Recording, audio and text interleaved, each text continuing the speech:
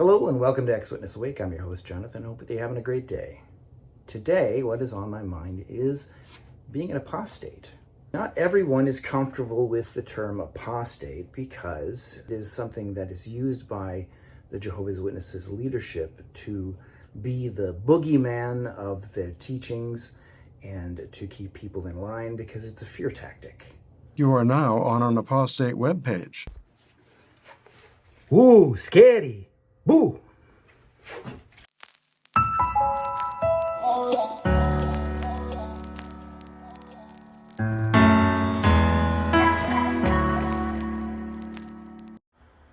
Don't sue me, bro.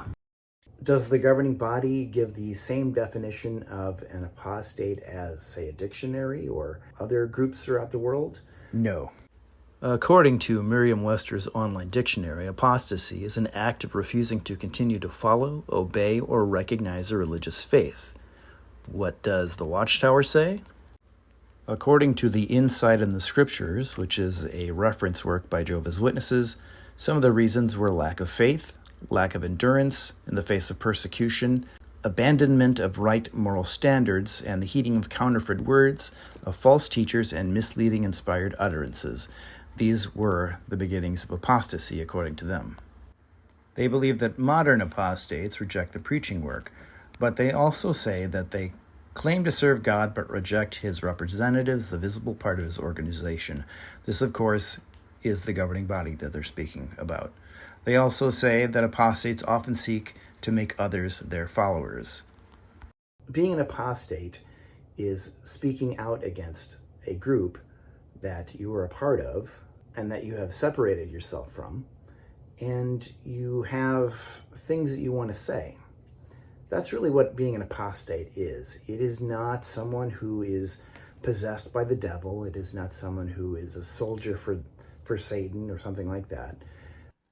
The original stranger was Satan the devil. Like a ventriloquist, he made a serpent appear to talk, but the words were Satan's words. Satan thereby used his voice to slander Jehovah and deceive Eve. Today, Satan continues his work as an evil ventriloquist using not serpents, but human puppets to enunciate his voice, these acting as his agents, either wittingly or unwittingly. It is not a group of people who only talk negative talk. Now, if you're an active Jehovah's Witness, you'll find that many of the talks that you hear, the videos that you see on JW Broadcasting, they talk about apostates. They talk about the poison that they give you. They talk about their negative thinking. They talk about how they influence the media, all these different things. They make apostates out to be something scary that you should avoid. If you're an active witness and maybe a little older, you may remember and have some memories of when you were younger, that there might have been a protest at a convention, which those things are still happening today. There was some recently, in fact. But what is it that you remember about it? Did it give you sort of a weird feeling? Your heart was pounding because you saw these people who you knew were disfellowship people or disassociated people, and they were talking about, the terrible things that go on in the Watchtower. So you just had to kind of go, and go to your car and drive away and go, whew, glad we didn't have to talk to those people. Is that the memory that you had, or was it some people who were standing peacefully doing protests, which you can do legally if you do it the right way, and they were trying to bring to your attention some things that you needed to know? Were they yelling at you? Were they screaming like, You look in the I've been trying to find it online, but I remember illustrations from watchtowers and publications to where you see groups of people where they're talking about the love, the greater number cooling off, where they're showing groups of faithful Jehovah's Witnesses, and then they're showing the opposed ones. So they're ones that have goatees and bandanas and stuff, because, it's the 70s and 80s, and beards and whatnot, which is okay now. But That's not the point. But they're and they're so angry and mean, and they're holding up signs with a big cross, showing that you can't be with these people. They're bad. That's not to say that that doesn't ever happen, because people come in all shapes and sizes and have different philosophies of how to do things. And some people will, go into a kingdom hall and disrupt a meeting. And if that's your cup of tea, that's fine. It's not something that I would personally do. I believe in doing things a little more peacefully and orderly. But in any case, you don't really find a lot of screaming and yelling and angry faces. This is just a perception that someone in the art department was told, draw them extra mean and nasty, so that when people think apostate, it's jarring. It's the scary boogeyman that you want to avoid, because they're gonna mess you up, be it physically or spiritually. But that's just not the reality of things. Generally, apostates are going to be somebody who maybe writes a book, somebody who gets on social media and tells their story, what happened to them, their own personal experience, because they want to let people know what they can expect as a Jehovah's Witness and how they were affected personally by being a Jehovah's Witness, whether it's somebody who was born in or somebody who joined later. They're issuing a warning. And if there's a lot of people doing that, maybe there's something to that. I always thought it was interesting how I don't recall the scripture, but there's a scripture about the Bereans. So this group who would study the scriptures, and they would go over the scrolls, and they would make sure that everything was right. They just didn't take things at face value. They wanted to make sure that what was being presented to them made sense. So if you happen to be an active Jehovah's Witness and you stumble upon this video or similar ones to it, give it some thought as to why the person took the time out of their life to tell you, hey, this is what happened to me. They might be talking about something that's embarrassing to them, but they decided they're going to talk about it anyway because they felt it was important. And it deserves at least a thought, a little bit of, meditation on why, what's up with that. What could I learn from other people's experiences that's going to help me in my life? So I can tell you, as an apostate, we don't do this to get rich. I mean, a lot of channels have monetization so that you can get a little money, so it helps. Generally, if you have a StreamYard, that costs money. You have apps and programs that you'd use to edit your videos. That takes money too. So a lot of times it's just to kind of break even on the costs of doing internet stuff.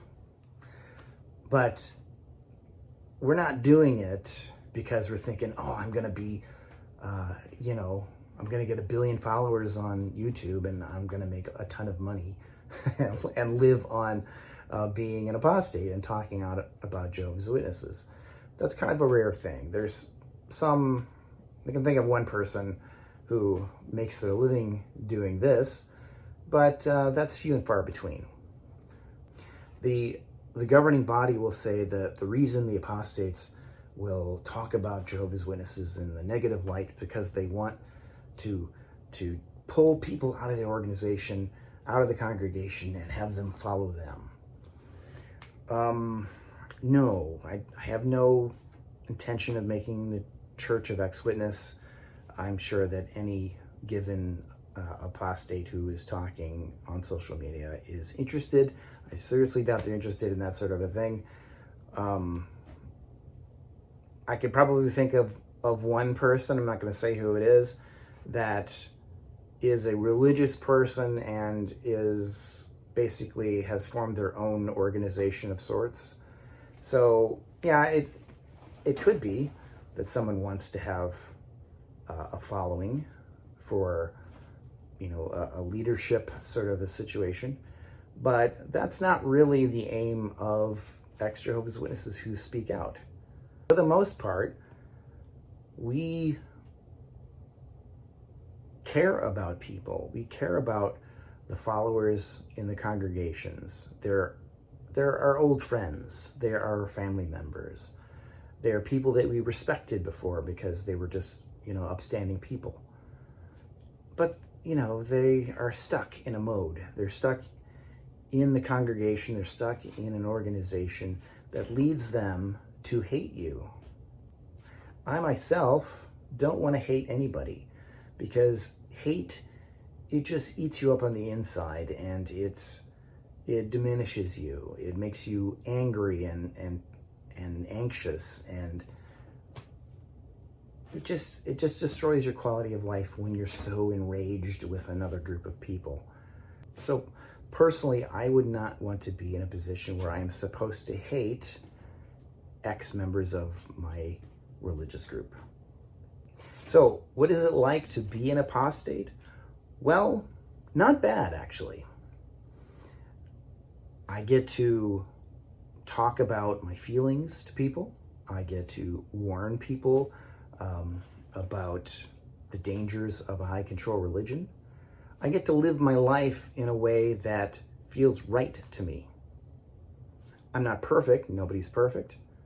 But you know what? I'm living a pretty good life with a family and a business and friends. And even though I don't have certain things that I had before, like an extended group of acquaintances, I'll call them acquaintances because a lot of people, they're not really genuinely friends, but you know them and they were talking to you, but they're not now, so that you can call them acquaintances. And I'm lucky in the fact that a family, it is just my mother who is shunning me. Some people have generations of Jehovah's Witnesses in their family, so they have their entire family network who is no longer talking to them, and that has got to be painful. To lose out on your mom, your dad, your sister, brother, uncle, aunts, grandpa, all that stuff. People that not too long before that happened were cool with you, were happy to talk to you and showed love and cared about you. And then because they were programmed to hate those ex-members, people who speak out, they don't care about you anymore. They just treat you like you don't exist. And it's not a healthy way to live. It hurts to be shunned, but it also hurts to shun. And the reason I really thought about this subject, it's a common subject to talk about. Like, we're all talking about apostate stuff and, how the Jehovah's Witnesses are opposed to us. But every classic story has a good guy and a bad guy. And the governing body, and by extension, the people in the congregations, the elders, just everybody, they think they're the good guy. And they need a bad guy. They don't realize it, but they need someone to be the opposition. So Jehovah has Satan. And who did they have? Well, people who talk about the organization, apostates. Those are the bad guys. And while somebody could be a bad guy who is an ex-Jehovah's Witness, I don't assume that that's the case for anybody. Just in the same way that I don't assume that any particular rank and file member in a congregation is a bad guy either, from my perspective as an ex-witness. It all comes down to what a person shows, how a person lives their life, whether they would be considered a good guy or a bad guy. After talking about this, do I look scary to you? I don't think so. Do the other apostates that I see on YouTube and TikTok and the other social networks, do they seem scary to you? I don't think so. There's probably some of us that are a bunch of weirdos, but that just makes us interesting, doesn't it? So that is all I have to say on that subject. I do appreciate each and every one of you that watch my videos and support me by commenting, by sharing, subscribing, that sort of thing. I think right now my watch rate is about like 80-something% that aren't subscribed to the channel. So if you've made it this far, let's go ahead and assume that you're okay with watching my stuff on the regular, and just go ahead and hit subscribe if you don't mind, because it does help. And with that, I will say goodbye for now. Talk to you later.